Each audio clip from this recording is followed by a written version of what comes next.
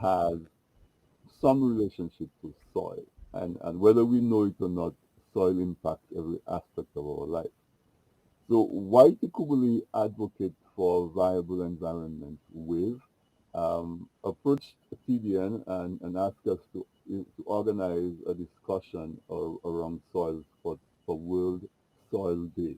Today, December 5th, 2021 is World Soil Day. The theme of World Soil Day for this year is Stop Soil Salination / Boost Soil Productivity.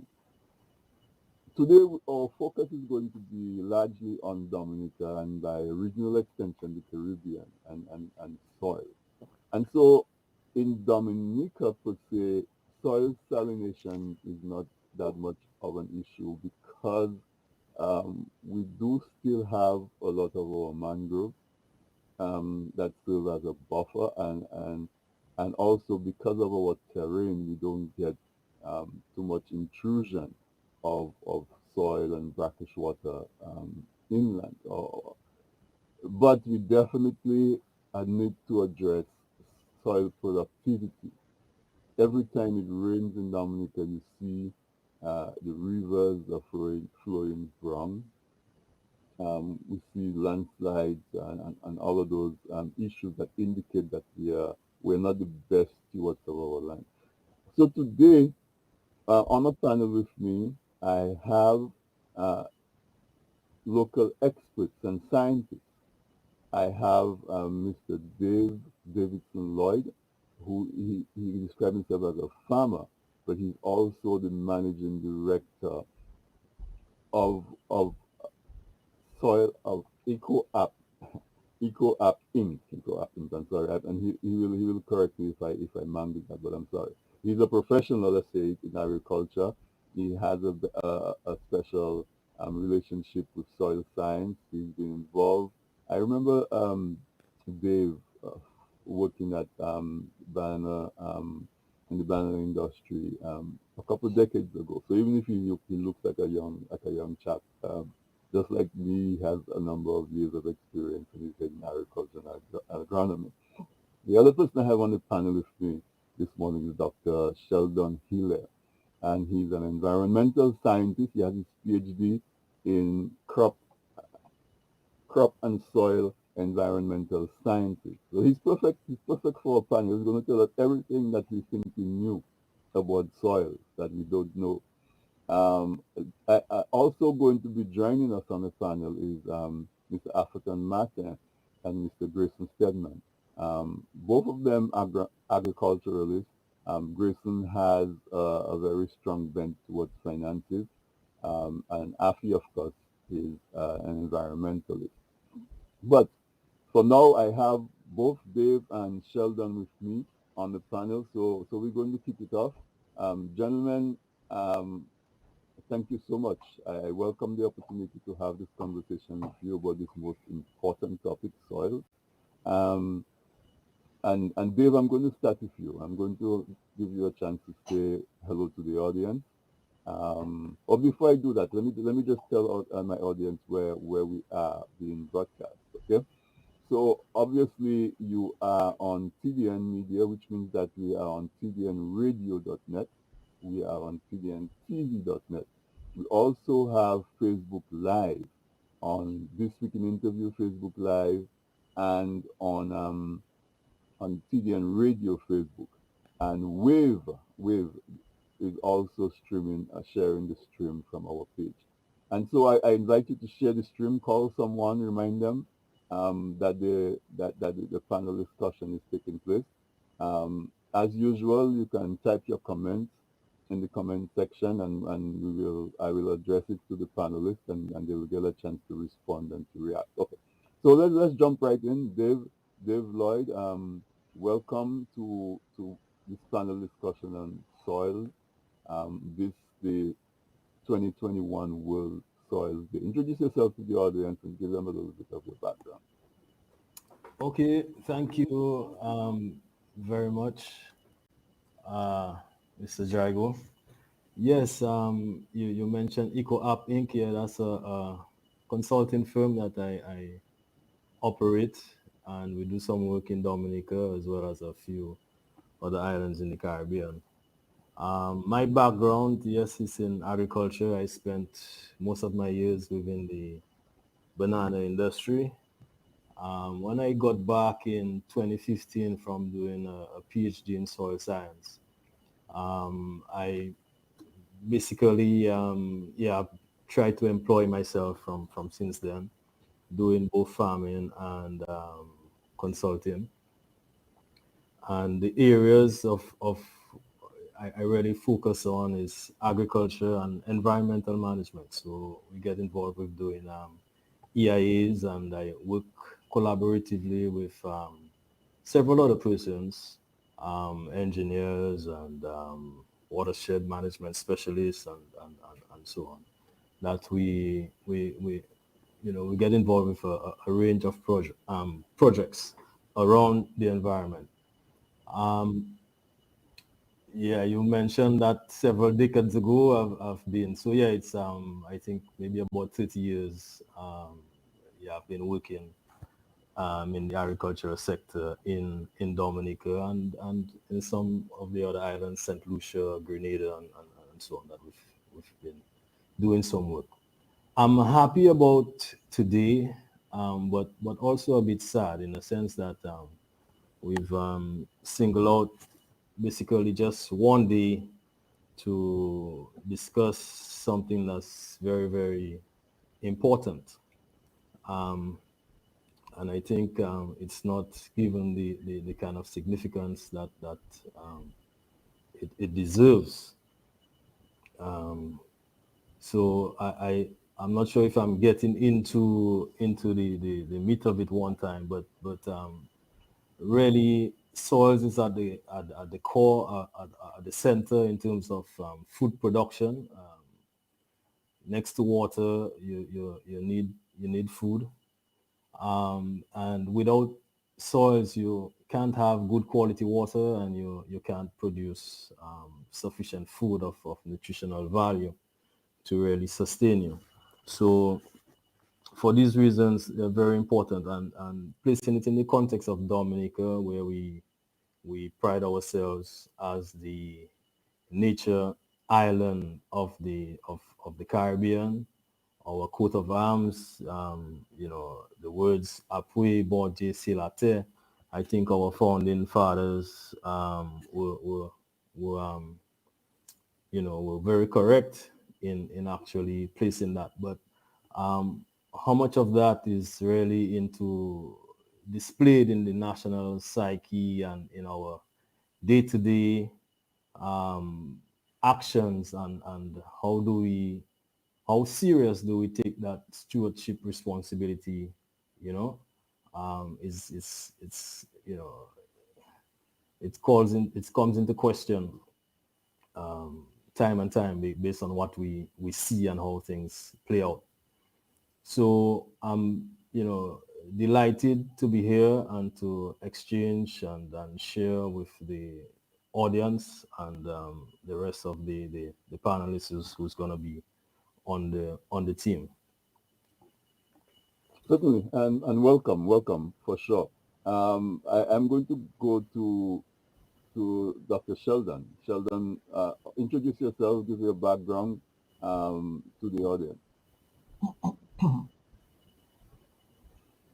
Thank you very much, Anthony. Good morning, everybody, to my fellow panelists, as well as those who are listening via the internet. My name is Sheldon Hillaire. I'm originally from Dominica, of course.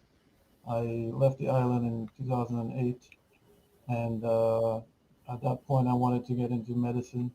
So I embarked on a journey to pursue a medical degree. After about a year, I realized that I didn't have the right reasons for that, and I ended up doing some undergraduate research, and I really enjoyed that, and that's kind of what I've been doing since. So I went on to get my master's in environmental science, as well as my PhD in environmental science, and most of my research has been focused on looking at, you know, contaminants and how what we put into the soil can ultimately come back and affect us not only in what we eat, but in also the water that we drink.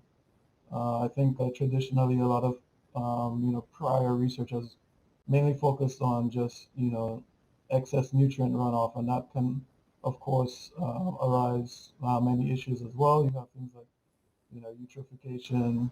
You can impact water systems. You can impact the aquatic life. So that was kind of what a lot of the focus was on at one point. And then recently, with the introduction of a lot of antibiotics in terms of beefing up animal production and treating disease, once that enters the animal systems, and then of course we use that manure to fertilize the soil. Well, a lot of that is getting transferred into the soil. It's getting washed out into waterways. It's also being taken up by the crops that we grow. So a lot of these things are what might not have been on the focus at one point, but is becoming more of interest. Pesticides, insecticides, that usage. A lot of these things, will stay in the environment for quite a long time, and ultimately come back to harm us.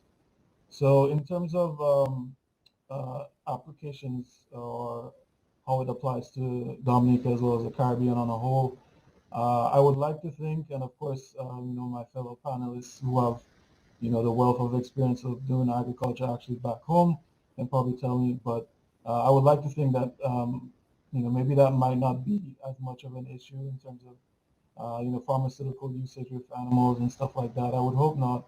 I would like to think that we probably go more of an organic route with, applying manure to our soil and stuff like that.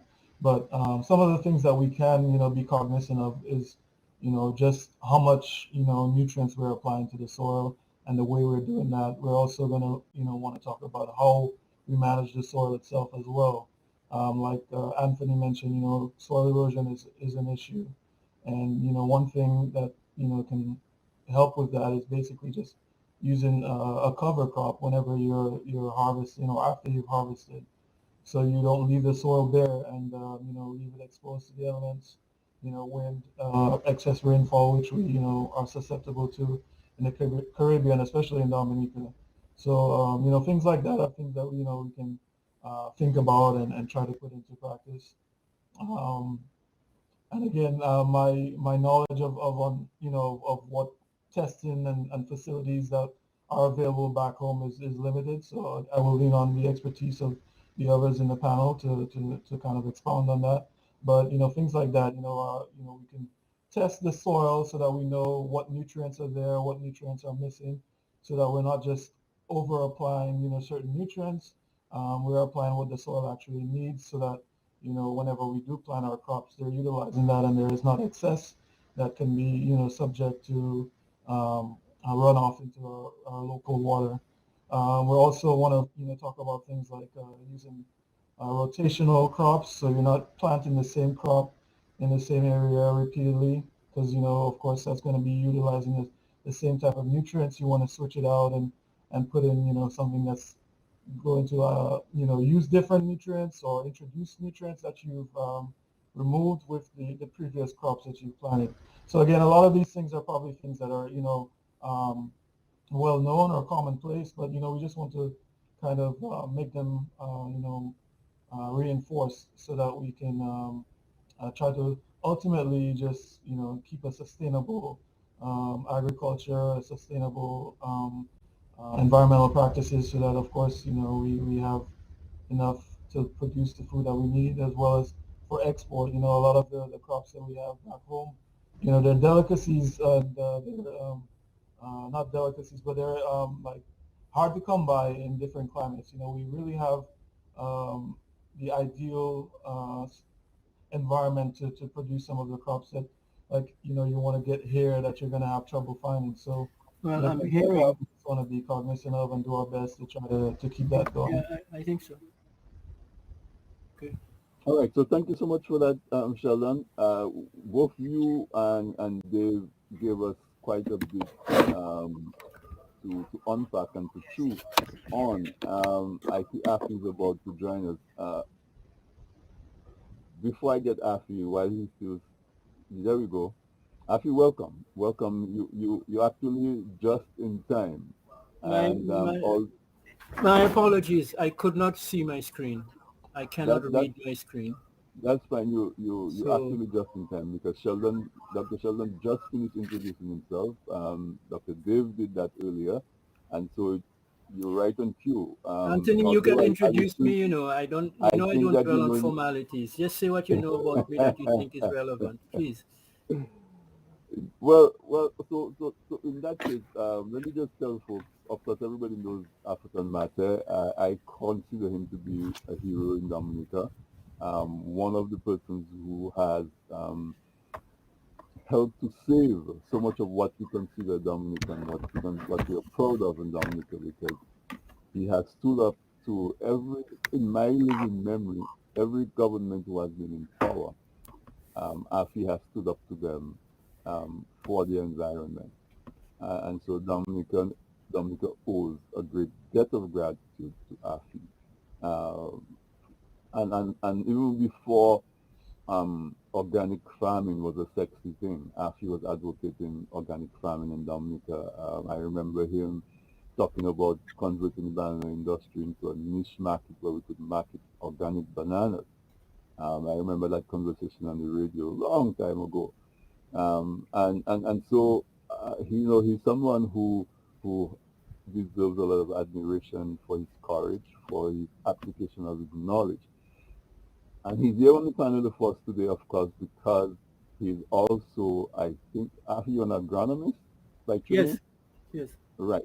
And so very relevant. You see, we have a very, very esteemed panel. We have folks who have studied everything to do with the soil in great detail. And so, Afi, because you came last, I'm going to go with you first. The first question I wanted to ask all the panel, your camera was perfect a while ago, actually. It was okay. Um, Sorry. yeah, Is that okay? this is perfect. Yes, Okay. perfect. One of the questions I want to start off with asking everyone, you know, I consider myself to be a water engineer, and because everybody drinks water and has a relationship with water, everybody thinks that they know what they need to know about water. Everybody thinks that they can design a water system. Everybody thinks they know everything because it is so commonplace in our life. I imagine it's the same issue with soil. Everything on earth sits on soil. Everything is soil, really. And so there are lay people like me who thinks I know soil, you know. I grew up in a country in Castlebrooks, farming and all kinds of stuff. So I figure I know soil. However, you guys are technical folks. You guys, in addition to being regular humans, of course, living, so you have your personal relationship with the soil, but you also have it from a technical perspective. So I want to ask each one of you in turn, when you hear the word soil, or when you think of soil, um, what is it that you think about? Tell us what is soil, and what we should be thinking about when we think about soil. Afi, I'm starting with you. Well, thank you so much. And like I said, I'm really pleased always to be with you and your panelists. You always get esteemed panelists, and Yes. that gives me a sense of encouragement for the future.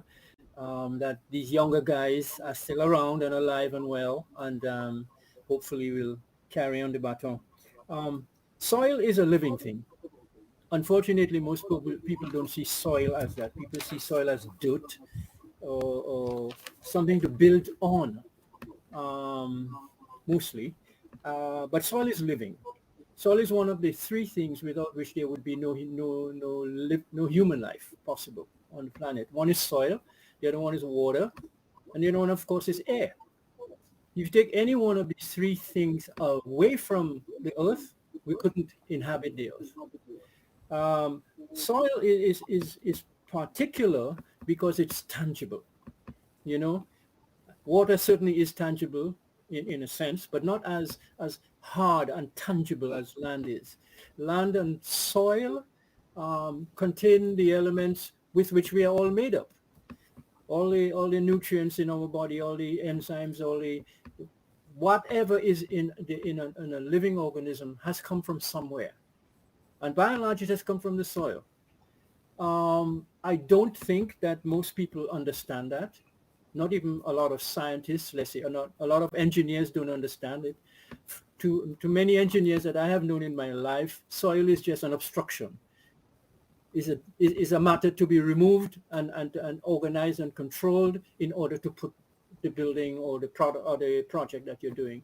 To those of us who have an intimate relationship with soil, we understand how critical it is for life. Soil is what gives us our food, notwithstanding all the new and other technologies for growing things without soil. But soil still is our primary substrate, our primary medium of growth for food.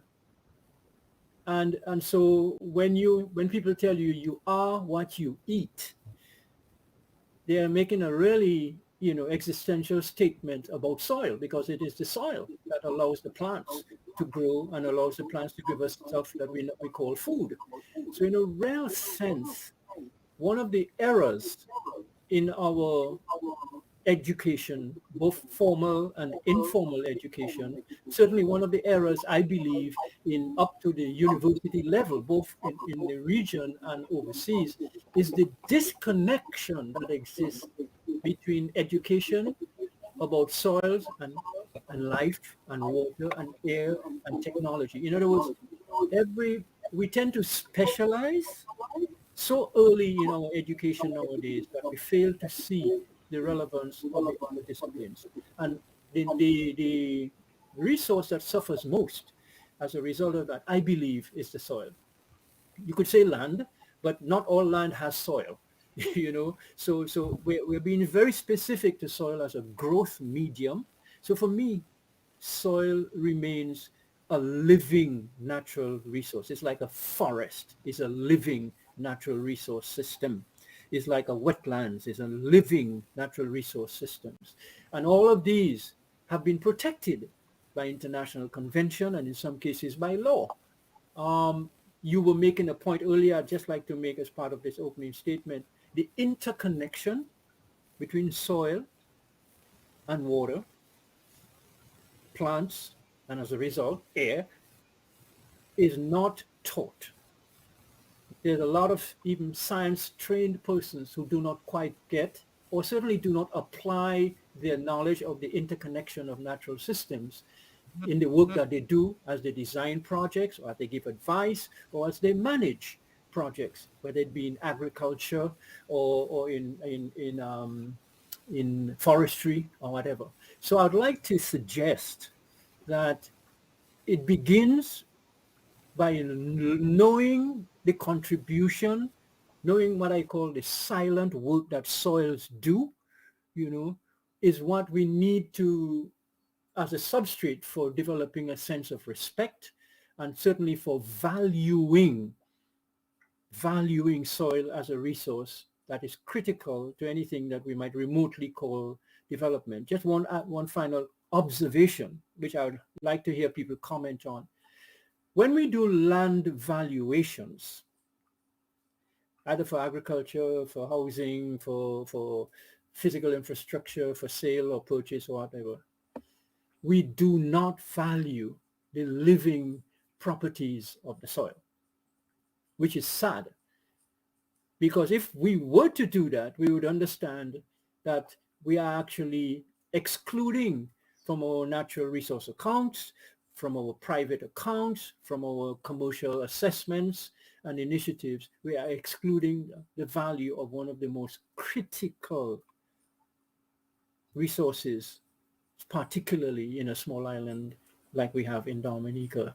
So learning what the value of soil is should allow us to begin to see land valuations, property valuations, natural resource accounting systems begin to account more accurately for the resources that we have, and we will be able to put to rest this notion that we don't have any natural resources. We have the most critical natural resource, soil. That's what I like to start with, Tony.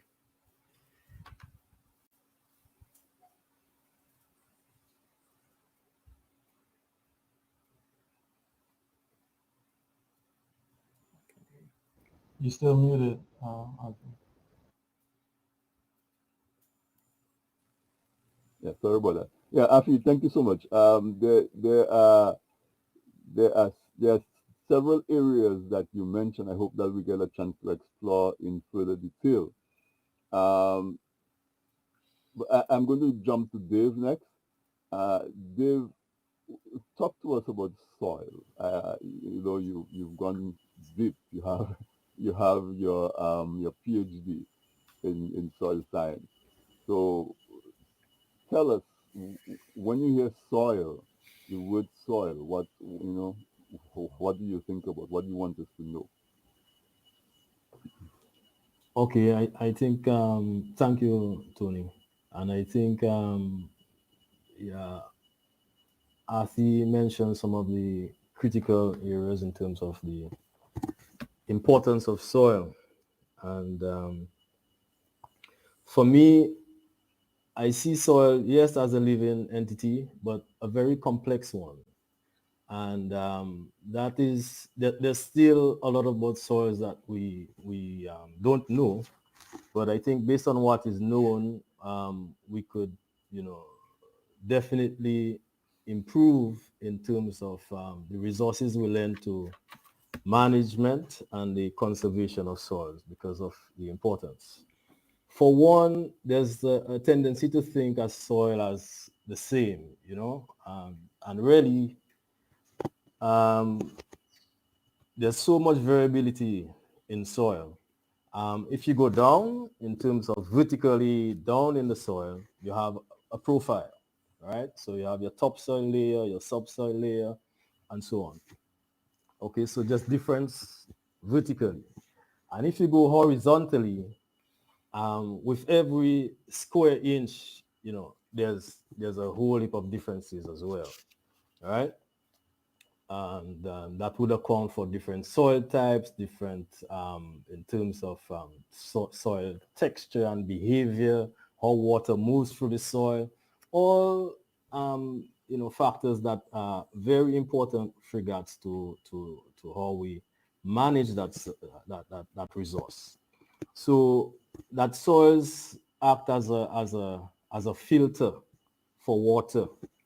They assist with degradation of waste because of the life within there, the amount of fungi and bacteria and actinomycetes and nematodes and so on. There's a whole web that's linked, and the connectivity that Avi spoke of is real, and we somehow even connected to climate change. There's in the recognition that soil is a sink for carbon in terms of it can store carbon when we talk of carbon sequestration, but it's also a source. It can be a source depending on what's going on. It can be a tremendous source of carbon, and the exchange of carbon in the atmosphere and in soils is higher than what you would get from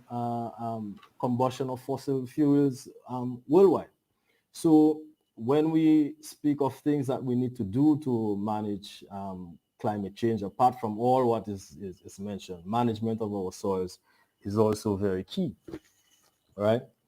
Um, and soils can mean different things to different people, and I think Arthi alluded to that. So what the engineer might be concerned about in terms of the soil being able to withstand load and what size and dimension of buildings that can go up on that soil. The agriculture person is concerned with different things in terms of nutrient availability and so on. So there's a whole heap that we need to understand more about our soils in terms of the characteristics and properties that would enable us, because that will be the input that you need to assess certain important behaviors and functions of soil. When we talk about watershed, if you don't have proper soil, if you have a soil that cannot retain enough of that moisture that's coming from rain and so on, you have issues, erosion risks, right? Dominica is a very mountainous country, and different soil types have different capabilities with regards to the erosion risk, the erodibility, right? And land suitability in terms of choosing where certain things go, even certain crops, as to where you plant them to get the best results. And we taught that word around a lot in terms of resilience. Um, we yes, the soil is a resilient, naturally resilient, but when we push anything to the limit, you have consequences. And to the extent that we find out or we know more about our soils, and it's not just about knowing, because you would find the researchers who are intimately involved with the subject would know and would probably write reports and so on. And there's a lot of information actually about Dominica soils. There's a soil map, there's different things with regards to capabilities, but largely this has not made their way into supporting planning and decision making. We're about to do even update that research, because most of it was done in the 1960s, right? And we're about to update that because a lot has changed with regards even to the nomenclature used for the classification systems and so on. There's more modern thing, which will be of benefit to us and our planning and so on. But if there's not a concerted effort to take it beyond just the reports and to what they say now, there's a nice term for that, mainstreaming. So you put it within your whole planning and management process, at the national level, at the farm level, at the parish level, and so on. If we're not able to do that, or we're not serious about getting it there, it makes really not much sense. It's just information for information's sake. But we need to go a lot further with the information we have already, and what we planning to and organizing to put in place.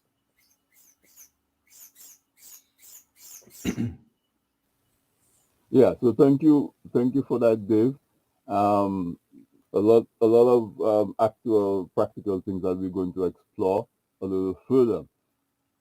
Sheldon, same question. When we talk about soils, when we consider soil, what should we be thinking about? Yeah, so I guess I'll talk a little bit about my experience and my history. I think I could definitely fall into the category of being one of those that was not particularly well informed, especially in my younger days. I know growing up there was like a stigma about wanting to get into agriculture, and people were kind of wanting to put that aside and considering that like less important, stuff like that. And as you grow older and as you learn more and as you um, experience different things, and you kind of put things into perspective. And I can definitely say now, I have a greater appreciation for the importance of soil and what it does for us, in so many different ways. Another prime example is the fact that, the soil that we had back home, which I was taken for granted. I wish I would have some of that right now to be able to grow my own crops. I have difficulty in trying to do that myself. So, that's just something to keep in mind. So, like Dave mentioned and Afi mentioned, there are a lot of things about the soil, that you can't change. There's going to be different types. There's going to be, different classifications. They're going to have different properties. And based on that, they're going to be able to hold water better or not hold water at all, have better retention, more porosity, or more soil organic matter that's going to keep good structure for your soil. Going to make it easier for you to plant crops, or if you want to put a building there, things like that. And then of course there's going to be things that we can do to keep the soil healthy, or to counteract any of the negative things that we're doing to it. For instance, I always thought that whenever you wanted to grow crops, the first thing you would have to do is just till the soil or plow the soil, like turn it over. And what I've come to realize and what I've learned from others is that essentially most of the time the natural soil structure is very conducive to what you want to do as it is. So in tilling or plowing the soil, you're actually breaking the aggregate structure, and that is going to create issues going along or going forward, such as compaction, which is going to make it difficult for infiltration of water, which can lead to erosion. So things like that are things that I think we kind of want to, I guess, make more common, or make people more aware of that. There might be cultural practices that we've just been doing and thinking that they're the best practices that we can, but there might be other ways or better ways to do things than originally thought. I mean, of course, I'm not saying that in every instance you're not going to have to till the soil, but I think reduced tillage in the long run is usually beneficial for what you want to do. And then again, like in terms of remediation, like David said, or Dave said, I wasn't aware of about how much of a role soil plays in, keeping things moving for us, as human beings, as well as, other life on the planet. If we didn't have the um, ability to decompose with our soil, we'd have like rotting carcasses and stuff like that all over the place.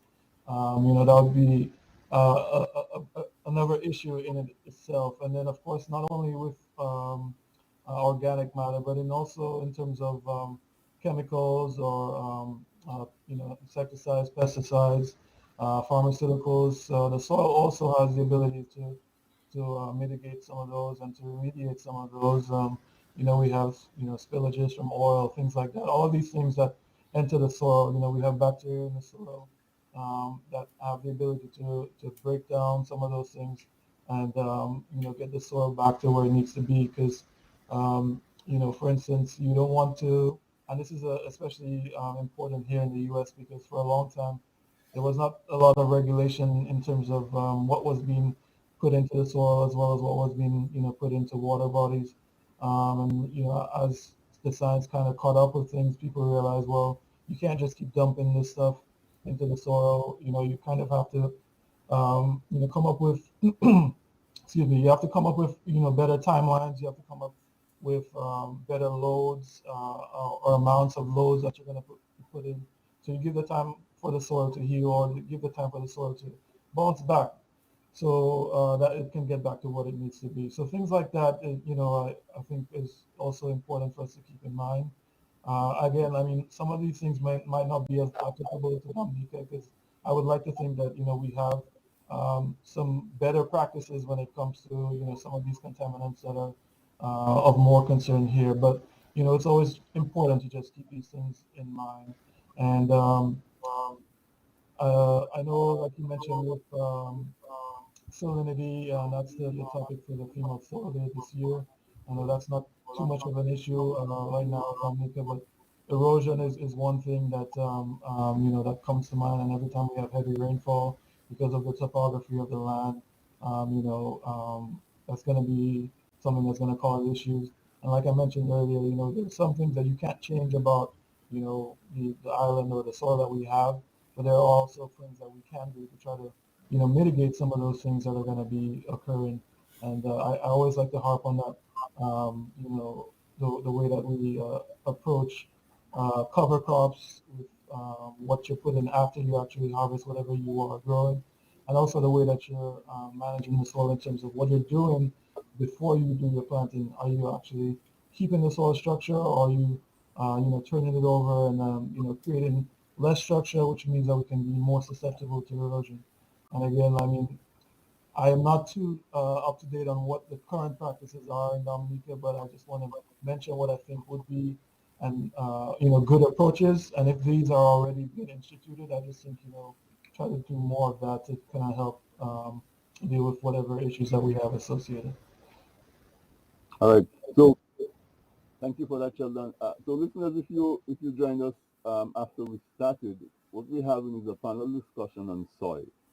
Today being World Soils Day, WAVE, Whitey Kubuli advocates for uh, viable environment. We've organized a discussion among experts, local experts, and scientists about what our soils in general, everything about our soil.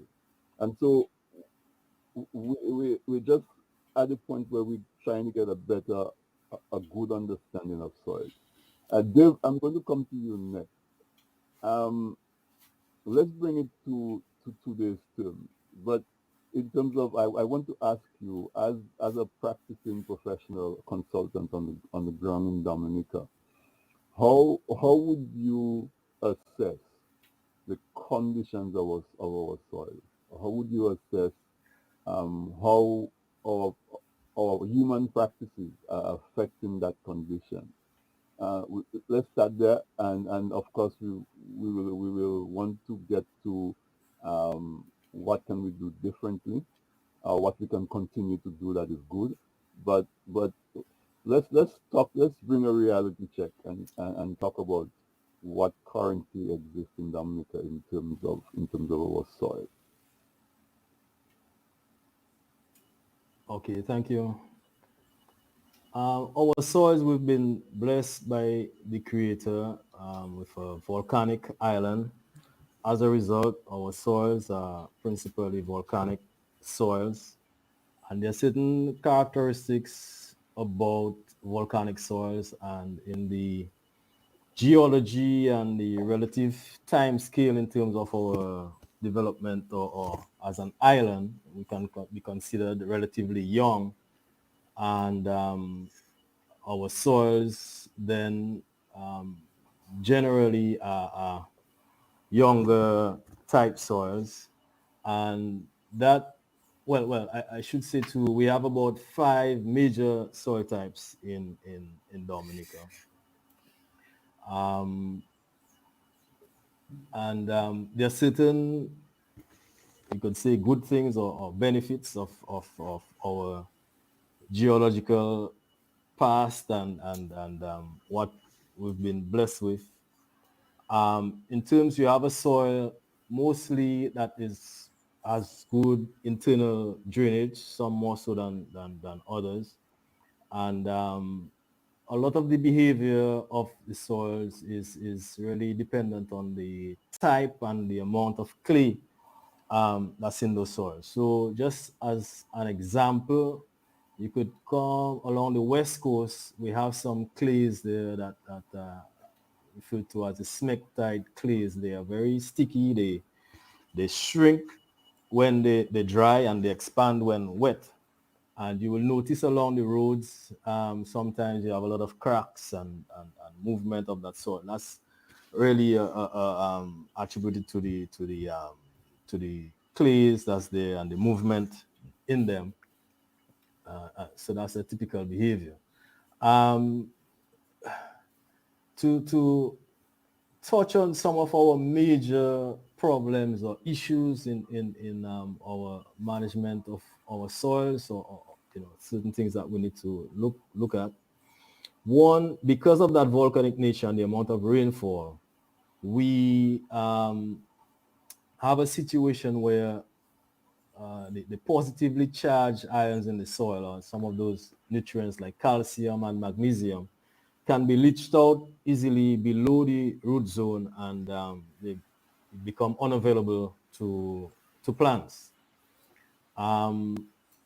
That has been a problem that agriculture has been dealing with, and you would hear the older farmers talk about lasho, as white lime that they would have used and so on to address that issue, both because this movement of those ions that I mentioned results in increasing acidity, because the parent rock, the volcanic rock, there's a lot of aluminum in there. So the aluminum replaces some of those nutrients, and hence the acidity. And that acidity causes, apart from plants, when there's a certain, almost of our plants have a range of acidity or pH that would be more favorable to them. That's about 6 to 7 and so on. But you would find majority of our soils are in the region of 5 and even below that. And that is an issue in terms of nutrient uptake. So you might be applying fertilizers and the plant, because of the high pH, or the low pH, sorry, the high acidity, you get difficulty in uptake of these nutrients. We also have an issue with phosphorus, and phosphorus is one of the major elements. We'll remember nitrogen, phosphorus, and potassium, NPK, and it's required for roots and overall functioning of the plant, and in terms of the ability to trap sunlight and everything like that, and really for plant overall plant growth and everything. So these are some of our issues in terms of availability. So there might be phosphorus, adequate levels in the soil, but in the form available to the plant that the plant can take up, there is an issue, right? And these issues can be managed, and but we have to understand what's going on. We've sort of taken a few steps backwards in terms of where we were in terms of support services for agriculture. So at one time, like when I started in 1989, thereabout, you had WinBan was in existence that provided services. So annually you would have soil sampling being done and soil analysis being done. And not only soil analysis, but also plant tissue analysis. Because sometimes you could get readings in the soil as good, but the plant has a problem with uptake. So you need to also balance those the two sides of that coin to get a good picture of what's going on and what you need to do. So our diagnostic capabilities back then were far superior to what we have now. And I won't even go into the advantages that we had of working together as the Windward Islands rather than just Dominica on its own. There's so many benefits from the exchange and so on that would have come off. The issue with regards to management and what's happening on farm. You find traditionally we were sort of more into tree crop production, right, as a country, whether it was limes, whether it was cocoa and fruit trees, coconuts, whatever trees, predominated. Now we've sort of having a change in our landscape, both in terms of personnel on the ground. So our farmer population is now increasingly dominated by migrant farmers, all right, our brothers and sisters from Haiti. Not slighting them or anything and so on, all right. The fact is, if you go in most of the rural parts or the agricultural mainstays of this country now, you will find either Haitian farmers or Haitian workers or whatever predominating. Now they are there and in terms of their land tenure arrangement, so they mostly would be renting or leasing land or whatever the arrangements might be. So there's one factor to that. If you go into lease land, you're not interested in a crop that's going to be bearing in 5 years time, right? You want something that's going to be coming in quicker, right? Your dasheen, your ginger, and yams, and so on. Now, producing these crops requires a lot of tillage of the soil, found in mounds, found in beds, and so on. And that movement of the soil loosens it. We operated on slopes with the same high rainfall. So the risk of erosion, and bearing in mind whatever trees were there before Maria that were damaged are not being replanted, okay? And so you have a situation where the soil is more bare and not enough trees with, to hold that soil for you. So this is some of aspects of degradation that is taking place that we need to be mindful of and have serious arrangements in place to address them, both from the standpoint of crop trees, which I like in terms of the farm setting, but in some cases we also need to be propagating and putting out there forest trees as well to help with retaining our soils and doing that good work.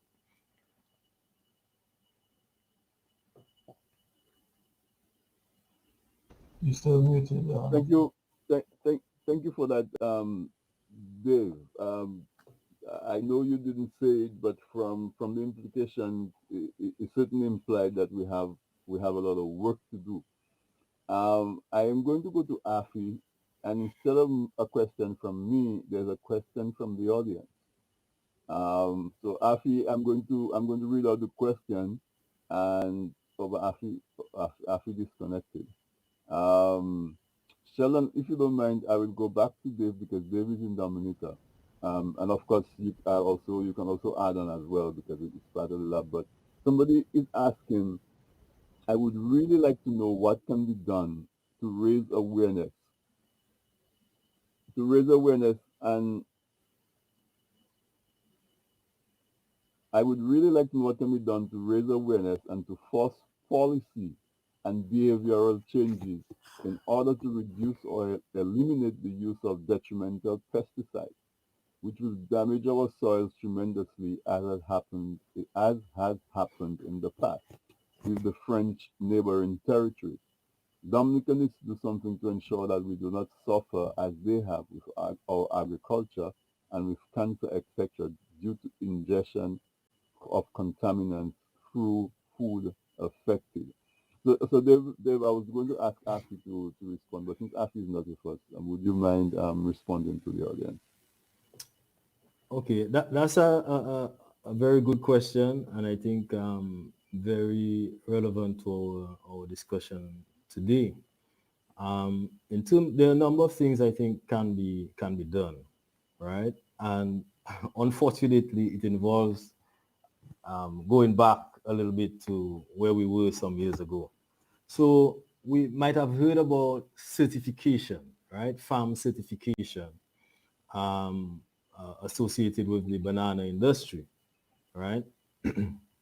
And the development or the advent of fair trade production system and so on. What these sort of regimes or packages sought to do is to have a production system that ensures or guarantees or to some extent elevates the whole issue of food safety, right? So you had to do record keeping in terms of what was applied. First of all, before you apply anything, it must be approved, right? And there was a move to sort of try to select the least harmful pesticides if you need to use that. And but sort of go towards the botanicals and really sort of pesticides that we consider probably organic, so to speak, and with some allowances. And where they were used, there's prescribed ways to ensure the protection of the environment and also the protection of the applicator of that pesticide. Um, we have regressed a bit with the downturn in the banana sector, and we can see to some respect that was a demand from the British market that we had to sort of conform to why it was done. So once we were no longer exporting bananas, you find our whole certification system drop. There are moves currently led by the Bureau of Standards to sort of reinstitute some of those measures, not only for bananas, but for all crops. But that is moving at a very slow pace, and where we need to get to in terms of having all our farmers certified to some level, yeah, it's a long way off. So resources are needed to put those systems in place. But importantly, I believe too that there needs to be a lot invested in terms of education to get people to understand the consequences of certain actions, and management practices that they would employ on the farm. So before the practices, before you see a pest, you need to go and get something to spray on and whatever the case may be. But by the poor use of some of those pesticides, you create more problems really, right? There are certain pesticides you apply, like your weedicides and nematicides and so on, that are harmful to earthworms. And earthworms are the soil engineers. They, really rejuvenate the soil and helps to add nutrients and so on. And if you don't have them there, then your whole system is poorer for it. And some of that needs to, we need to understand that. So there are certain practices in terms of farming on hillsides and so on, although the person's question was related more to pesticides. But some of those practices will impact our water, right? When we don't want to keep any buffers. So for instance, the legislation is saying that we need from the river to keep a certain vegetation, maybe about 50 meters or so from the river inland. But you have farmers who would be at the river's edge, right? So anything from that farm is getting straight into the river. So and will impact the quality of the water that the same farmer has to drink when he goes down to his home in the village. So if we understand that our practices are connected with maintaining the resources and the kind of services that we get from the land in terms of good drinking water, hopefully we might act differently. And an approach might be to also address it from the standpoint of our youth, because our young people are going to be the seniors of tomorrow and the managers and so on.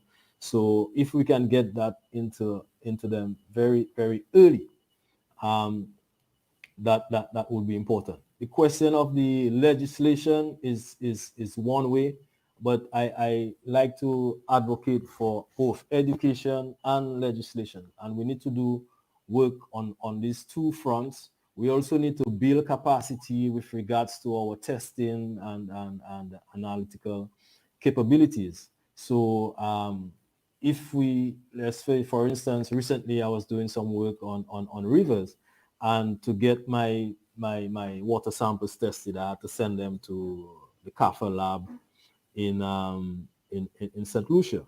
So we need to build those capacities, make them more affordable and accessible, and empower also the communities to be better stewards. So if within the community at the village council level and so on, there is enhanced capabilities among the residents and an understanding and appreciation of how the environment, that natural space work, what is key and so on. We can flag poor practices and help our brother or sister to improve, because the whole community benefits by those positive actions. Thank you for that. Sheldon, I wanted to jump in here because I see you have experience in labs and doing analysis and doing research. And a lot of what Dave spoke about highlighted the need for that.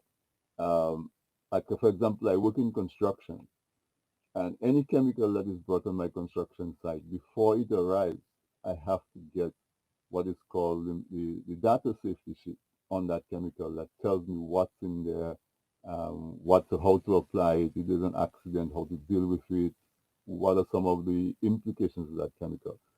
And so if we do that in construction, I think what Dave mentioned about certification, and he specifically spoke about obtaining prior approval.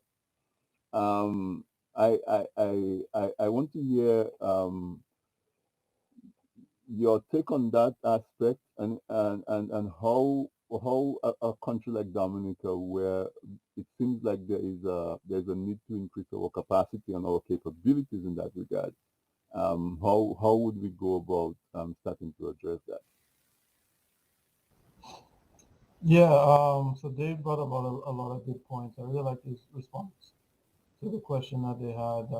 So not only did he touch on, in terms of legislation, he touched on accountability, from the people who are actually putting things into practice, the actual, people who live there, the people who are doing the farming, and as well as the testing capability. So like you mentioned, here, of course, there's a lot of federal regulation, local regulation, state regulations. There are a lot of companies that are in place who actually do that work, and they'll basically develop these products for whatever application that they're needed for, and they'll go through rigorous testing to ensure that not only is it safe, but also to ensure what concentrations or what levels you can have it in the environment to where it's not leaving any adverse effects or causing any detriment that's not needed. So of course, I know like Dave mentioned, there might be limited capability to actually do that stuff in-house on the island. But at least one thing that could be done is that you can try to keep up to date with what is already established in terms of protocol for these chemicals or these products or these pesticides that you're going to be using. So I mean, I remember when I was growing up, and I could be wrong, but I always remember, there would be discussions about certain products or certain things that we would use that were, quote unquote banned in like, developing nations and stuff like that. I remember like Big On and stuff like that. So we would get it probably cheaper, and we would still put it into use. So things like that, maybe we can try to like do away from. When we know that there is something that is proven or been shown to be detrimental or to have adverse effects, although there is a financial aspect to where we can get it cheaper, we also want to keep in mind of the repercussions of using that product. If it is already established that this is something that people are not using or have advised to not use, maybe we want to kind of follow that guideline and not use it ourselves. We've been blessed, with good quality in terms of our soil and majority of the island because of our volcanic nature. And again, like Dave mentioned, just because there are certain things that we can use, if you see one insect, that doesn't mean that you necessarily have to dump, a copious amount of whatever pesticide that you use on trying to eradicate that issue. Um, there are, a lot of these things that are used. I would assume that most of them, at some point, like you mentioned, with your chemical data sheet, there should be something that's already established. So we just want to, I guess, enforce or try to be cognizant of how we use it and how much we're using and when we're using it. And Dave gave a good example. For instance, using a buffer. If you're going to be doing that and it's going to be close to a water source, plan or keeping a distance from that water source so you don't have direct contamination of your water source, or you have enough buffer in between so that there's time and opportunity for that contaminant to be degraded or to be remediated before it can become an issue. Even with things as simple as our fertilizer that we're applying, a lot of times if you're able to test your soil beforehand, you can know what you're needing and how much of it that you're needing. And most testing labs will give you a recommendation as to how much you're going to apply, when you're going to apply it. So if you have that beforehand, then you don't necessarily have to over apply any of the nutrients or fertilizers or manure or whatever it is that you're applying. So I mean, even though we don't have the ability to do some of that stuff in-house in terms of like making up those decisions on our own. A lot of them, I would assume that you can find that information out there as well, especially if it's a product that's been in use for some time. So I mean, that would be my suggestion in that regard. Hopefully one day we can, get to the level that Dave mentioned where we can do some of that stuff in-house. And maybe that might be a niche for someone who's coming up to try to fill in the island. But for now, if we have to rely on outside testing, we can also look at outside regulations and try to follow those as well. All right, thank you, Sheldon. David, I want to circle back to you and talk about you mentioned the Bureau of Standards and certification. Is there existing like a list of approved chemicals that just need to be updated, or is that not something that exists? Yes, there's a pesticide board, really under the purview of the Ministry of Agriculture. So they would have an approved listing, and before anyone can import any pesticide in Dominica, it would have to go through the approval. It will have to meet the approval of the pesticide board for that. My issue and is in terms of a capacity issue as well, because for instance, for if I go back like the banana industry years ago, before a pesticide was we would recommend it for use. Winban and then with Deco would have their own trials and looking at efficacy, how well does it work, and so on, and even continue those trials. When I started in the industry, one of the activities I was involved in was a fertilizer efficacy trials, and also we had one looking at nematicide efficacy as well. So on the standpoint, both on the standpoint from health and safety issue, although the focus was more in terms of fit for purpose in terms of that earlier research, but we don't have that capability anymore. So we would rely the manufacturers of pesticides would produce what they call a material safety data sheet. So that would give the basic information of the pesticide, the composition, the active ingredient, most important, and they would have to facilitate some or conduct some level of testing and indicate toxicity levels to aquatic life and so on, and health, and well also on personal human health as well, and based on that, some profile of that pesticide would be produced in that safety data sheet, and the pesticide board would basically go on information if it's accepted somewhere else and that sort of thing. I have some issues. I think we could improve on that area as well. However, there's that issue in terms of education and use of the thing, because there's the manufacturers give certain advice in terms of the dose rates, the application in terms of harvesting interval. So if you apply, how soon afterwards that you should you can harvest that crop, and also from a safety, a human personal safety standpoint, your re-entry period. So if you apply today, how many days afterwards that you should re-enter that space.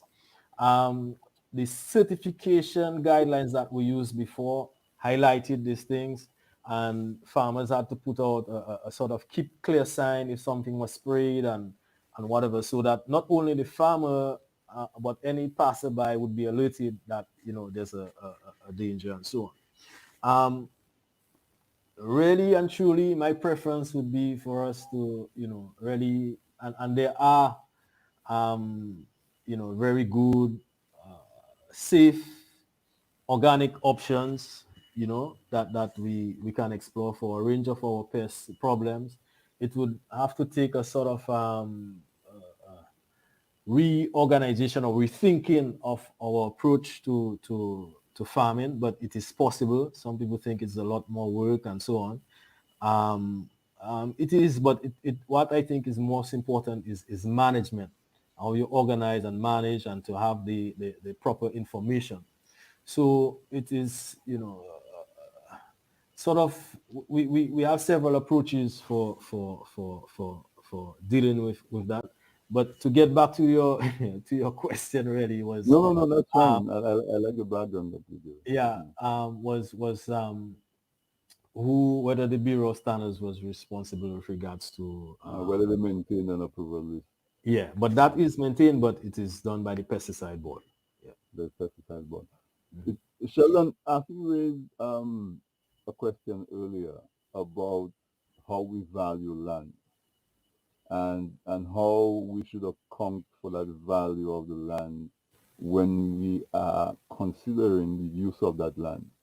Um, Dave brought it into an agricultural context where he spoke about land suitability, deciding what crop to grow where and so on. But I'll broaden it and then we can narrow it down into the agricultural aspect. Um, in terms of value in land. So, for example, Dominica right now is entering the early stages of constructing an international airport, and I think there's some 400 acres of land that is in question for that airport. Um, how should we be thinking about the cost of that endeavor? And Dave, I'll give you a chance to jump in on that as well if you would like to. But I'll start with Sheldon. How should we be thinking about the cost and factor in the cost of that land that that project will be put on in terms of deciding how much that airport is really costing Dominica? I don't know. So yeah, go for it in terms of taking into account the value of land when we look at project and other activities. So, yeah, that's a difficult one to answer because I, for one, have been a proponent of wanting to have the international airport built in Hmm. Dominica, for many reasons, not just for my own personal interests, but in terms of what it can do for the island. It's always been a difficult thing for us to, go to and from the island, and that not just impacts, the people who live there, but it also impacts the kind of opportunities that you can have, in terms of tourism, which is a big factor for us, in terms of, I guess how you can market the island because, a lot of people would like to go, but then when you think of the cost as well as how long it takes and, the overnighting and flying in on a small airplane, all of these things, might be a deterrent. So to start off, I would say that, I'm very much, in support of having it done. But in terms of looking at what kind of impacts we're going to have that are going to be negative, um, I'm not exactly sure what area that is going to be taken up in terms of where the airport is going to be built, but I would hope and I would think that before any of this has begun, there was some kind of survey as to, what is removed in that section of our, if it's like, for instance, if it's a forested area where we have, a lot of trees which are going to be helping with, producing oxygen, which are going to be helping with keeping the soil, which is going to be help with, remediation, which is going to help with preventing soil erosion. So all of these things are important factors. If it's, an area where there is potential for farmland, so that's another thing that we could probably think about is what is the trade-off in losing that ability.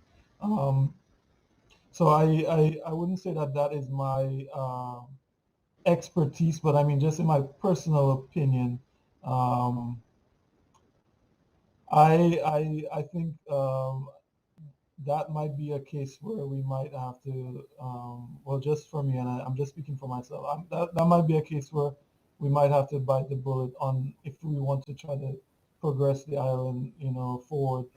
I think it might just be something where is as long as it's not going to be something that is too detrimental in terms of all of our, natural ecosystems and everything that we're already currently doing, I think in the long run, it's something that's going to be beneficial. So, All right. Sheldon, actually,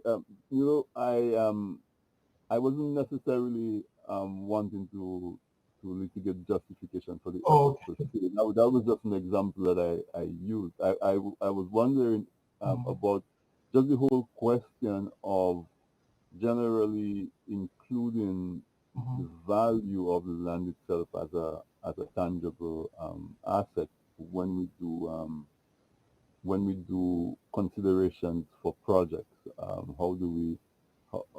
I don't know if you have thoughts on that in terms of making sure. I guess somebody would call it like in economics, like an alternate use, what's the next best use, and do that analysis. But from your work in soil, mhm. how do you have an experience of how that is done in the U.S.? Is that usually a factor or not? Yeah, well, there's like so many different things that you can consider. Like, I Hmm. know if you talk to a conservationist, they're going to be wanting to know, well, how is this going to impact the wildlife? The birds, the animals that live there. There's, a lot of, importance put on things like that here. So there are certain places that are designated as untouchable because we know there might be endangered species that are there. So that might be one aspect that we can think about in terms of for us in Dominica. Um, you're also going to be talking about like again remediation and also the ability of whatever forest or plant life is there and how it helps with things like climate change and carbon sequestration and things like that. In terms of potential for using that for different uses, not just for industry, but again, agricultural practices. Is this an area that helps with any of those things that are if it's close to like animal husbandry, if that's an area where if we're removing that, we're going to remove that ability to remediate some of the detrimental impacts from whatever is nearby. So just the things like that. There's many different ways that you can approach it. Um, in terms of how you want to justify it or not.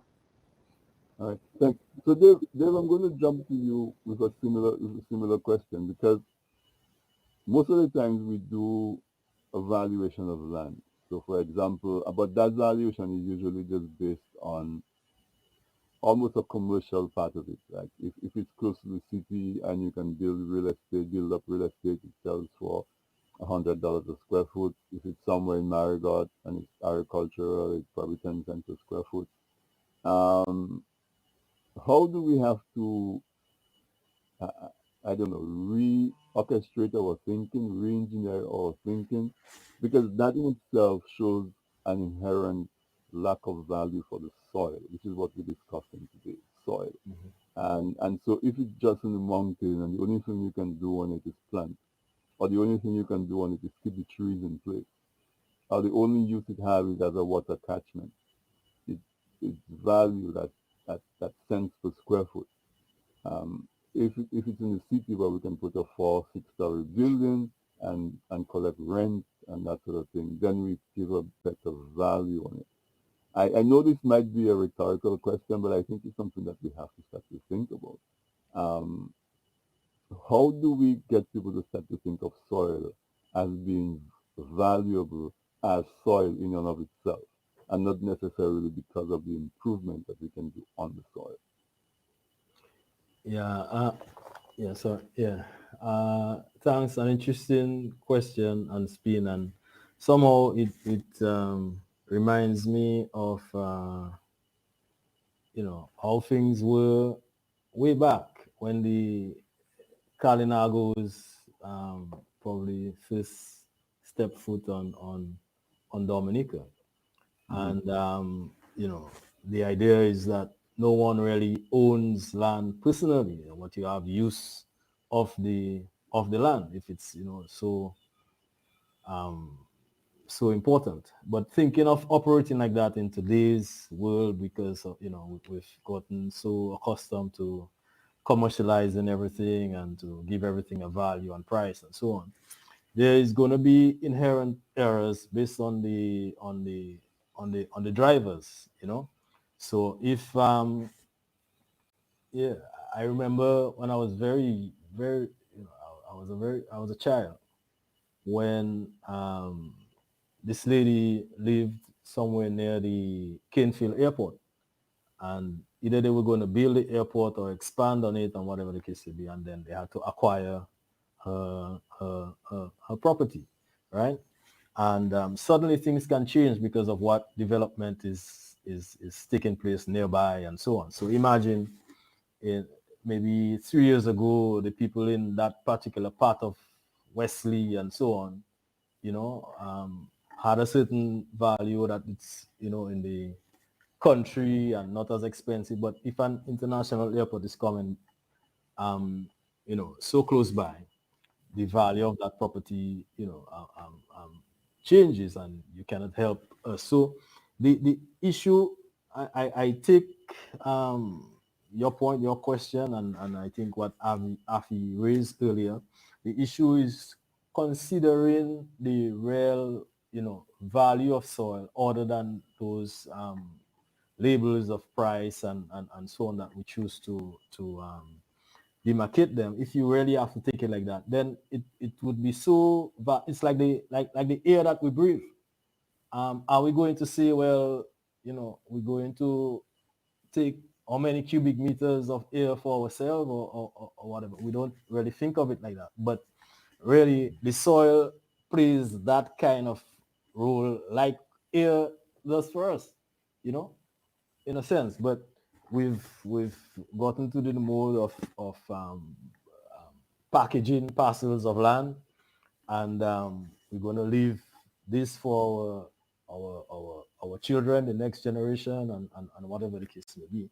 But I'm not sure how possible it is in this day and age. Even today, the land that we own, that some Dominicans own communally, which is the Kalinago territory, there might be some quarters saying, well, you know, we need to have individual titles for you know, for our land, but we know what could happen when that takes place, right? Right. You know, Yeah. we know So where that comes. yeah. So for example, I'll go back to water, and I worked with the Wasco for a number of years, so I'm familiar with the water systems in Dominica. Um, there is one water system that supplies water from Miro all the way to Castle Comfort. It used to be to the Point Michelle, but now to Castle Comfort. And if you imagine that is the major population of Dominica. Now the catchment for that river that the Springfield that supplies that is over in the Springfield area, Poncasse and those kind of things. If that forest is destroyed and we continue to reduce capacity of that river, the population that's going to be without water is huge and is vast. There's another water area in the Paybush area. The second largest is like Paybush, Mopac, and those areas. Um, that when I was looking at the Wasco, that river had basically turned into a stream, and they were starting to have agricultural activity on the slopes on the leading down to that river. I don't know what condition it's in now, but if steps were not taken to restore and remediate, I can imagine there's probably some pumps or something working to supply those communities with water right now. How I guess how do we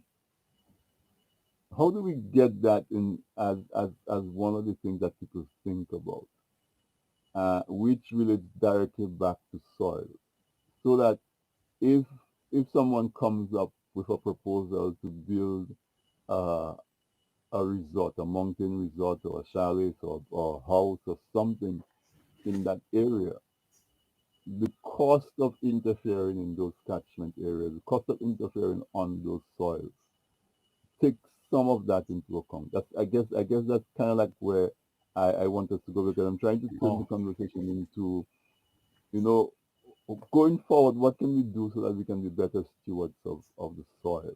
Um, that kind of direction is where I want to see. I was asking for input. Mm. so sorry about that. Maybe I might have gone down the No, no, wrong that's track fine. with That's your fine. question. It's all part of the But discussion and the development of yeah, the discussion. but Yeah. the issue is information, right, about Hmm. the soils. And as I was trying to say earlier, you have a lot of variability in the soils, different soil types Right. and so on. So Hmm. in Dominica's case, we have a limited, um, well, the land area is limited, you know, in the first case. Right. We have a lot of our land that is just the topography is too difficult to do, anything That's farming a or anything blessing, like I that. think. Yes, I Mhm. agree with you too. And so in the airport example, you'd find on the northeast would have our soil, what we call the kaolinitic or candite, sorry, the candite soils with kaolin clays. And that type of soil is, one of the best for agriculture, right? It is the among the well, it is the oldest in terms of weathering and so on in Dominica. So the profiles are deeper. That's our they normally kind of colored reddish and so on that you get around Marigot, around Wesley and so on, Woodfordale and so they would be prime. So you cannot value that as, to me, well, I would not, as a um, um, soils person, I would not value it um, in the same way, or consider it on the same as, let's say, land in Pocassi, where you have a hard pan and you're limited in terms of what can be grown and so on in that area. Um, so, but I'm not sure to what extent, those considerations were taken into. And we have to bear in mind too that you have limited areas that you can do that type of development in Dominica. Like my colleague said, yes, I would like to, Sheldon, I would like to see an international airport in Dominica, definitely. But we have to be careful about not only that type of development, but any development, to ensure that we understand, I think, get enough data to understand the environmental impacts, and then to arrange for them accordingly, not just do it for doing sake. That can happen a lot, that because there's a requirement for an environmental impact assessment, it is done. But really actively, an EIA is supposed to do is to give you that decision making information and leverage to sort of accommodate whatever adverse impacts that could happen.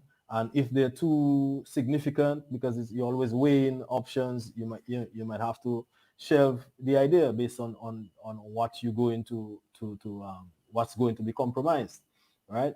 If you cannot afford it from a national perspective. But we have to assure ourselves that we use the best science, to come up with a very good understanding of what's at stake and how to accommodate and address it. Without short of that, you run the risk of making significant errors that you cannot go back on. Because when the forest is cleared, I mean, it takes, 200 to 400 years to produce about a centimeter of soil, right? That's why it's considered, I want you to repeat that, because that is so it, relevant. yeah, to make a centimeter of topsoil, although it's through a natural process, it will take 200 to 400 years, right? So that's why soil is considered a non-renewable resource, right? Because it cannot be renewed within our lifetime. Whoever is there. So let me stick a pin in there for you. If it takes 200 to 400 years to produce a centimeter of topsoil, and then we have a rain event, that lasts for 2 hours. That rain washes away probably a centimeter of soil in that one event. I mean, it's not necessarily a question. I just think that is such a good place to pause, to just have people think about that. It takes nature 200 to 400 years to develop it, and if we don't manage it properly, it washes away in a couple hours. You can continue. I just thought that you were making such a good point that I wanted to point that out. Yeah, thanks. So it's important. I mean, we pride ourselves in being called the nature island of the Caribbean. Um, we have to, I think, get to a point where the average person have a better understanding of the natural environment, and importantly, at different levels, in terms of the policymakers, in terms of land users, we need to have a better appreciation of how that natural resource functions, the interconnectivity between ecosystems, and the kind of role that we play as Dominicans, as stewards. We have to reach to the point where we have that individual and collective responsibility to be stewards of the land. I'm thankful, and we should all be grateful to the Kalinago ancestors who for thousands of years used Dominica and was still able, based on their practices, to leave so much of it intact, right, for generations to come.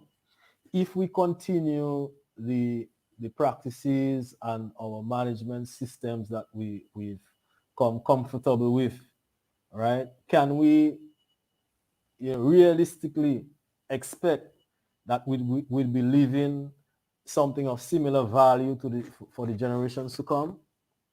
I don't think so. I think we have a lot of work to do with regards to that. And I think principally it is one of, the psyche, our attitudes to the environment. Because you see it in our practices.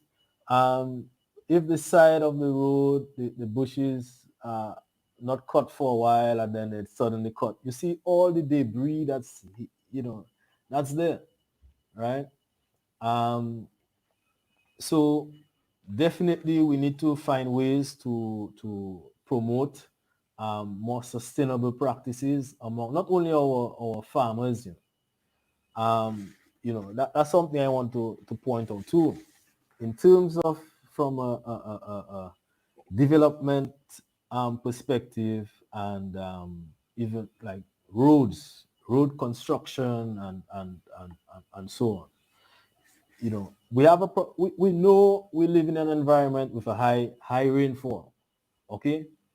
So drainage is really, really key, right? And somehow I see roads being constructed, and water from the road is guided just onto the land openly. It just goes down the side. And we have all these road edge failures after the slightest rain. It has to do with how that water is channeled as well. Also, how the that slope, or wherever it's The emptied shoulder of into, the road, yeah. the shoulder of the road, how it is Mhm. managed after the road, the channel, how we organize that to reduce the speed of that water, keep it in certain channels and so on. That's something we need to seriously work on. And before it's if we have to consider the cost of the repair works, right? That has to be invested to after a storm each time. We have to weigh that against we looking at all our roads and the situation in the country, and for us to put in systems in place, whether it is to you have those bioengineering systems using vetiver grass is a good example, and certain trees and so on, that we can strengthen those edges, right? Channel that water better down into a stream or wherever exit course that it goes to, so that that damage is reduced and we save ourselves money, right? That we need for other things. But I'm sure if we weigh the investment in doing something like that, a program like that, it would be, maybe insignificant compared to how much we need to spend after each storm, you know. to repair. Absolutely. So as we approaching the last half hour, last 20 minutes of the program, we have to talk about the future. And if we talk about the future, we have to talk about involving incorporating young people. We have to talk about incorporating technology. Sheldon, what what technologies are available, or how can we get our management of our soils? We were talking agriculture, but Dave just spoke about infrastructure. So we're talking about the conservation and use of our, and I'm not going to say land, I'm going to say soil, because this is World Soil Day. We talk about the potential use of technology to address some of those concerns. Yeah. So in terms of technology we can use to address this, can you repeat the question for me, Anthony? I'm sorry. Yeah, yeah. No, I want to talk about different practices. So for example, in Dave's introduction, he mentioned, and something I want him to talk about a little bit more. He spoke about a land use map of the island. Mm-hmm. But that was done some time back. Since then, there've been development, for example, of GPS. Mm-hmm. There's a lot of progress on databases, those kind of things. Um, what as you do your work, and I know you say you work in the labs and you work around research and some of those things. How is technology in general, and information management impacting the use of the use of land, the preservation of the resource? Okay. So to touch on the what Dave mentioned with regards to the soil map, I think that that would be one area that we can start with. That's something that's very common here. So, for instance, if you are deciding to do any work in any area, you can quickly go onto the USGS soils map, and you can put in your coordinates or your address, and then you can find basic information about the soil type, the parameters of the soil, the physiochemical properties. You can get things like the pH. You can get things like porosity. So you have like a general thing to start with, or a general idea of what you're going to be working with. So something like that, if we could get applicable in Dominica, would of course be a very good practice. Another thing that I remember talking to someone about is that although sometimes the ability to do you can collect soil samples for submitting to labs for testing. It might not be as accessible as everyone would like, but there are also portable soil tests that you can also employ as well. So you can actually find out some of that information on site. You can take the equipment with you, and you can get your soil sample and actually get some of that information right away. And of course, that would be very useful for farmers in terms of looking at what's needed in their soil before applying, or what nutrients, etc., are there. I think like you mentioned with regards to the youth, I think just education in general, like for instance my curriculum when I was growing up in primary school and high school, there wasn't really a lot of emphasis on talking about agriculture or soil. I mean, if you wanted to, you had to actually put yourself into that program to learn more. But I think that's something that is as important as it is. I think it would be beneficial for us is to try to make that more accessible or more available to the general population of our classrooms. I think if you give that foundation, at least you even if that's maybe not an area that you really want to go into, at least you have that background and you have that knowledge about some of the things that you should be thinking about if you want to continue, like they said, being a steward for your community and for the island in general.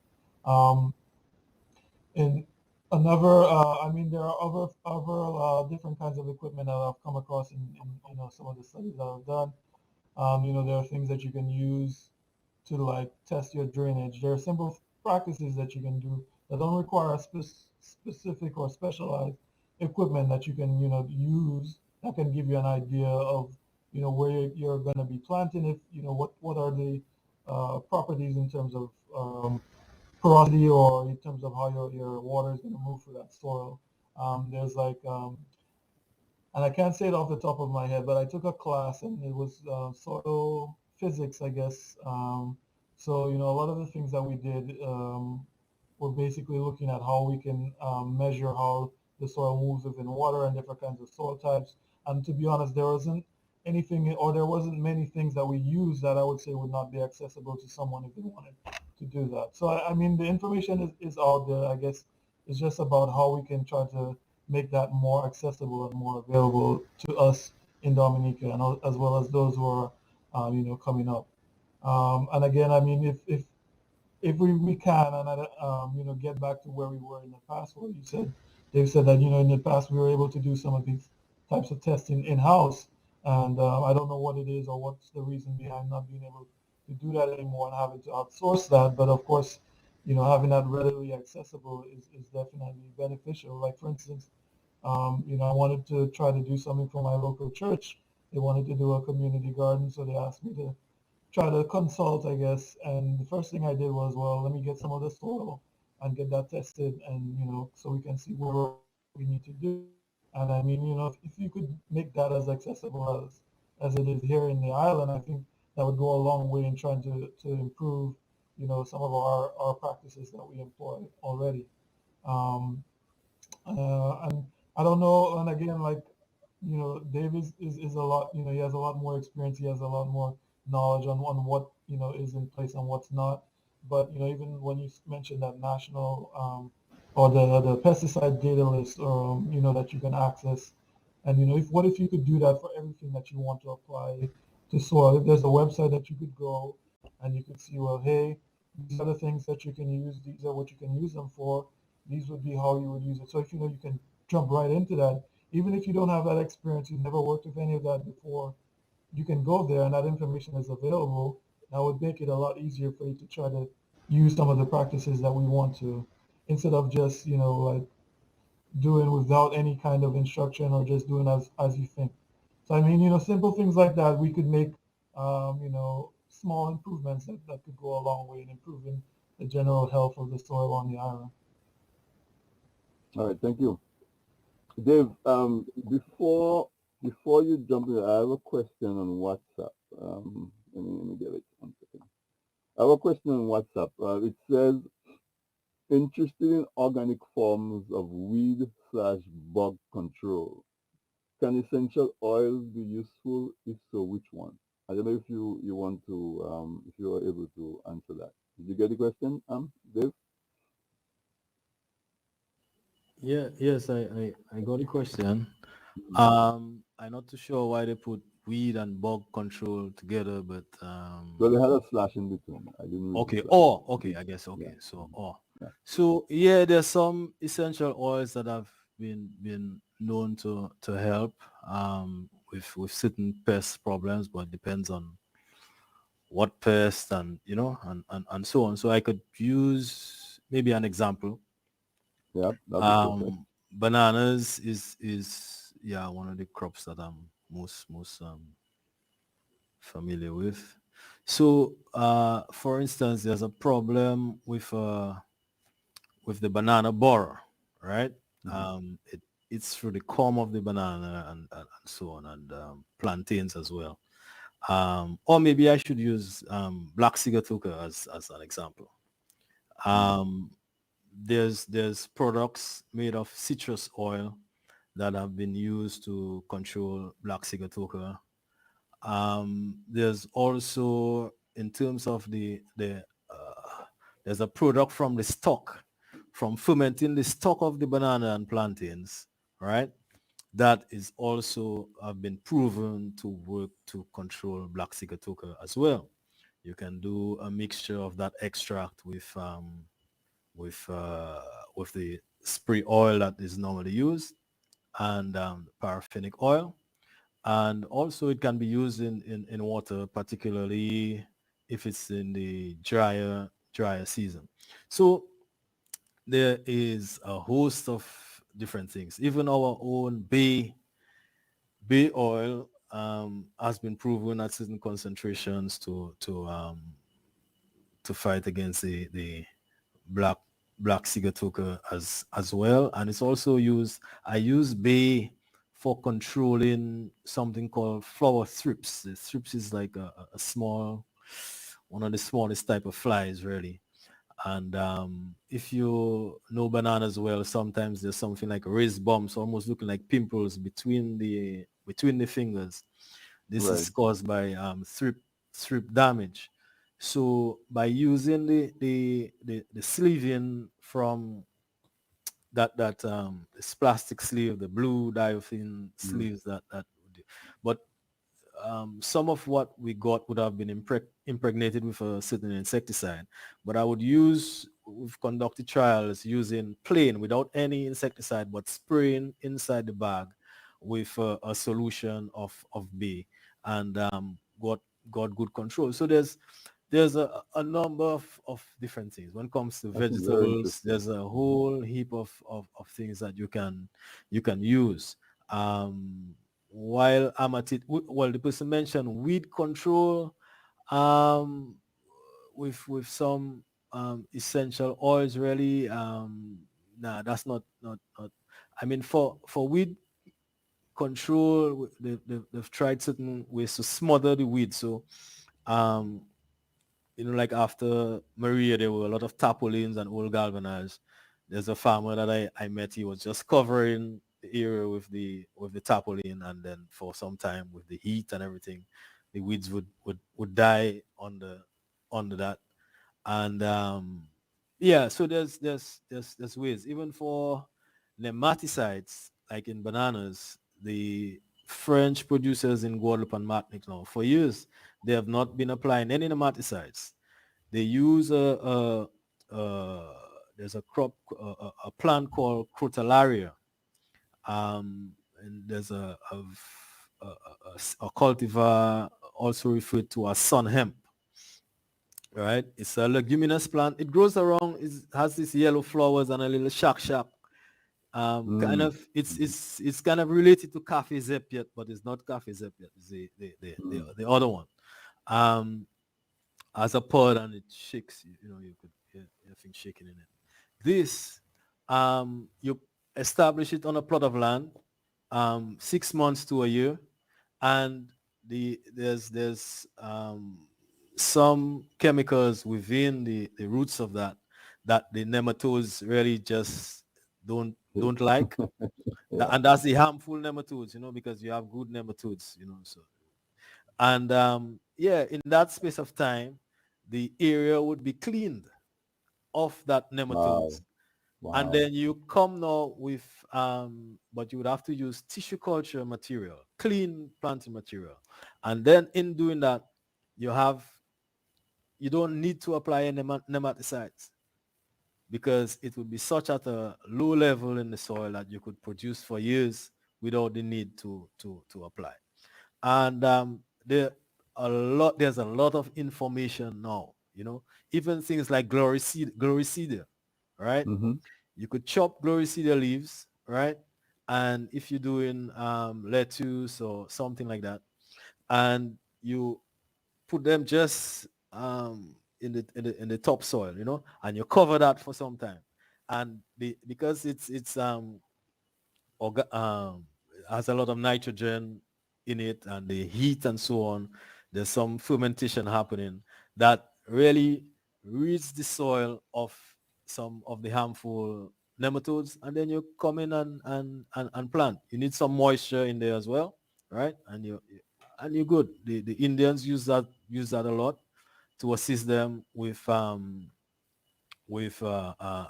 soil pest, particularly nematodes that affect vegetables. So there are options. I think it's an area that we need to beef up more and make package them in a way that farmers can better Access the information. access the Mm-hmm. information Mm-hmm. and Mm-hmm. target it to different crops, so what for this crop and so on. And even in our strategy in terms of planting, what we mix with each other, we can get we can have certain plants like marigold and so on that you use as barriers to protect your crops. We successfully use cinnamon to control crown rot in bananas several years ago, right? Crown rot is caused by a combination of fungi and bacteria that cause, sometimes you pick up a hand of banana when it's And ripe the thing and just then they fall just out. fall. Yeah. Right. Right. So Mm-hmm. yeah, and we had to treat with fungicide. If Right. you I remember remember there things used to be like like the a something you dip it or something. There used to be right, like a little right, pad like right, you would wrap the right, crown with. Yeah. right, Okay. right, right.